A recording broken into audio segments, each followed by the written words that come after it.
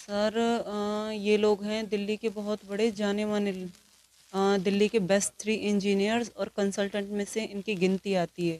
जिसने मेरी किडनी ली है उसका नाम है विनोद मगोत्रा। उसके साथ शामिल है उसकी वाइफ अंबिका मगोत्रा। और यहाँ तक कि जो फेक डॉक्यूमेंट्स बनवाने में शामिल थे उनका उनके कज़न तेजेंद्र कुमार कोरा और तेजेंद्र कुमार कोरा के फ्रेंड ओम प्रकाश जो कि इनकम टैक्स डिपार्टमेंट में है, और हॉस्पिटल वाले श्री राम काबरा नेफ्रो के डायरेक्टर, और G Q R G Faridabad sector 16, और स्वाति कोऑर्डिनेटर जिसने कि सारे फर्जी डॉक्यूमेंट्स में विनोद मगोत्रा का साथ दिया। इन लोगों ने मिलकर सब कुछ किया। कैसे शुरू हुआ, कैसे उन्होंने आपसे संपर्क किया? सर आज से 2 साल पहले 2020 में मैं मेरे हस्बैंड की फेसबुक आईडी चला रही थी जिस पर कि एक किडनी के बारे में विज्ञापन आया हुआ था। मेरा उसको क्लिक करने के बाद, जैसे कि एक नॉर्मल आईडी आप चलाते हो, मेरा कुछ ऐसा इंटरेस्ट नहीं था। उसके बाद मैं अपने घर के काम में व्यस्त हो गई। लेकिन जिन लोगों ने विज्ञापन दे रखा था विनोद मगोत्रा और उसका साथी राजा, उन लोगों का उसी नंबर पर लगातार सामने से फ़ोन आने शुरू हो गए। तो मुझसे बात हुई कि हाँ जी आपने भी एक किडनी का विज्ञापन देखा था। मैं कि हाँ जी, कि हमें ज़रूरत है। मैं कि हाँ जी बताइए क्या करना होता है। मैंने उनसे ये चीज़ें पूछी थी कि आप एक काम कीजिए, आप एक बार हमसे मिल लीजिए। कि मैं कि नहीं सर बता तो दीजिए। कि नहीं एक बार मिल लीजिए आप हमसे, ऐसा कुछ नहीं है, आप अपने घर वापस चले जाना आपको वो नहीं लगे। ये कहने के बाद उन्होंने हमें विकासपुरी पीवीआर में बुलाया जहाँ पर विनोद मगोत्रा का ऑफिस है। ऑफिस पर राजा और विनोद मगोत्रा दोनों थे। मेरा वहाँ से पूछने पर मैं हाँ जी सर इसका प्रोसेस क्या होता है, तो उन्होंने क्या नाम है कुछ ना बताते हुए मेरे सामने ये चीज़ें रखी कि देखिए मैं आपको सीधी सी ये कहता हूँ, हमें किडनी चाहिए। विनोद मगोत्रा जिसको चाहिए थी उसने कहा कि मुझे किडनी चाहिए और मैं आपके पति की सरकारी नौकरी लगवा दूंगा। मुझे ये था कि बड़े लोग हैं, मेरे पति की सरकारी नौकरी लग गई तो मेरे बच्चे हैं छोटे छोटे, दोनों का जीवन संवर जाएगा। मैं इसके लिए राजी हो गई। इस बीच हमें ये भी नहीं पता था, उनका ये प्लान पहले से ही था सारा कुछ, कि उन्होंने एक ब्लड सैंपल बॉय को बुला के रखा हुआ था। उस टाइम पे विनोद ने अपना सैंपल दिया और मेरा सैंपल जब लिया गया, जब आप किसी का सैंपल लेते हो तो उस बॉटल पे, ब्लड सैंपल बॉटल पे उसका नाम होता है, लेकिन उस बॉटल पे नाम था अंबिका मगोत्रा लेकिन ब्लड था मेरा। इस चीज़ के बारे में मुझसे पूछने से तो मुझे चुप करा दिया गया। विनोद मल्होत्रा ने कहा आप रुकिए मैं बात करता हूँ। उस जिसने ब्लड सैंपल कलेक्ट किया था उस लड़के को वो साइड में ले गए, मुझे नहीं पता उनसे उनकी क्या बात हुई। उसको साइड में ले जाने के बाद हम लोग अपने घर चले गए।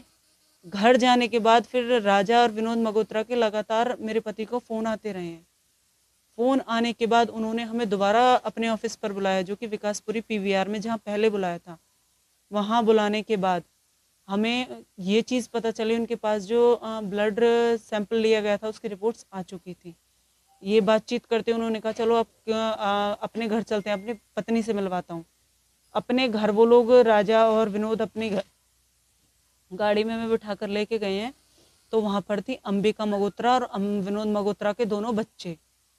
वहाँ पर ले जाने के बाद राजा, विनोद मगोत्रा और अंबिका आपस में बात कर रहे थे। हम तो चुपचाप, मैं और मेरे पति बैठे बैठे उनकी बातें सुन रहे थे। इस बीच हमें ये पता चला कि किडनी तो सिर्फ परिवार वाला दे सकता, बाहर का कोई भी बंदा किडनी नहीं दे सकता है।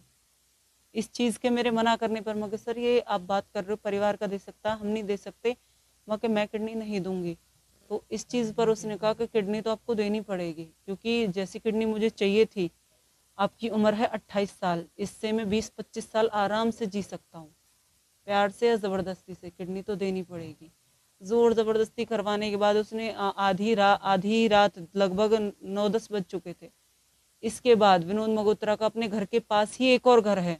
रात में हमको वहाँ पे ले जाया गया और विनोद मगोत्रा के दूसरे वाले घर में, वहाँ पे उसका केयर टेकर नानक भी था जिसने सब कुछ सेटल कर रखा था वहाँ पर पहले। वहाँ हमें बंदी बनाया गया 1.5 साल।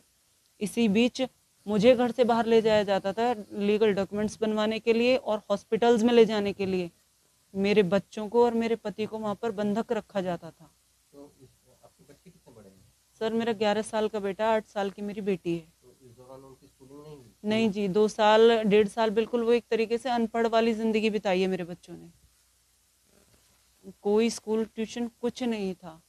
इसी बीच सिर्फ मुझे घर से नहीं बाहर तो फिर निकाला जाता आप था। आपकी कंसर्न नहीं थी तो फिर आप रहे क्यों रहे थे, निकले क्यों नहीं वहाँ से? सर कोशिश की थी, बहुत बार की थी। इस बीच मेरे पति को डराया धमकाया गया, यहाँ तक कि मेरे पति को मतलब अपने लोगों से उसने पिटवाया तक था। मेरे पति के साथ इतना कुछ करवाया गया कि डर। इंचार्ज साहब, एक किडनी को गिरोह का मामला सामने आया है, क्या है मामला? सर, अभी तक की जो तफ्तीश है, हम किडनी गिरोह का मामला तो नहीं कह सकते हैं, पर जो इंडिविजुअल विनोद मगोत्रा है उसने फर्जीवाड़े के कागज बनवाए हैं अपनी वाइफ के नाम से, अंबिका मगोत्रा। जो रिंकी शिकायत करता है उसके सारे डॉक्यूमेंट्स उसकी वाइफ के नाम, अंबिका मगोत्रा के नाम से बने हुए हैं और वो फर्जी डॉक्यूमेंट्स बना के उसने क्यूआरजी अस्पताल में किडनी अपने नाम पे ट्रांसफर करा। ये मामला कब का है और कहाँ का है जहाँ पर ये जो किडनी ट्रांसफर होती है? ये मामला 2020 से स्टार्ट हुआ है शिकायत के अनुसार, और किडनी जो ट्रांसप्लांट हुई है वो 2 अगस्त 2022 को हुई है। कितने लोगों के खिलाफ मुकदमा दर्ज है और कौन कौन लोग हैं? सर, इसमें 7 लोगों के खिलाफ मुकदमा दर्ज किया गया है अभी प्रारंभिक जांच के बाद में। इस 7 लोगों में से विनोद मगोत्रा और उसकी वाइफ अंबिका मगोत्रा, उसके अलावा जो 2 शादी में गवाह थे वो, और एक जिसके थ्रू ये मिले थे जो सबसे पहले राजा है, जिसका अभी तक कोई पता नहीं चल पाया है, और इसके अलावा 2 हॉस्पिटल के कर्मचारी हैं, एक स्वाति कोऑर्डिनेटर और एक डॉक्टर। तो ये हॉस्पिटल पड़ता कहाँ पर है और कौन सा हॉस्पिटल है? सर, ये क्यूआरजी अस्पताल सेक्टर 16 फरीदाबाद। अभी पुलिस क्या कार्रवाई कर रही है और जो मुकदमा है वो किन धाराओं पे एक्ट हुआ है? सर, अभी तक पुलिस जो है जो डॉक्यूमेंट्स के बेस पे ये किडनी ट्रांसप्लांट हुई है वो डॉक्यूमेंट्स कब्जे पुलिस में लेके और उनकी तस्दीक के बाद में जैसी कार्रवाई होगी अमल में लाई जाएगी। अभी फिलहाल हमने फर्जी डॉक्यूमेंट्स बनाने की जो धाराएं वो, और जो किडनी ट्रांसप्लांट की धाराएं हैं टिश्यूज एक्ट की जो 1994 का है उसके अकॉर्डिंग जो धाराएं हैं उनमें मुकदमा दर्ज किया है।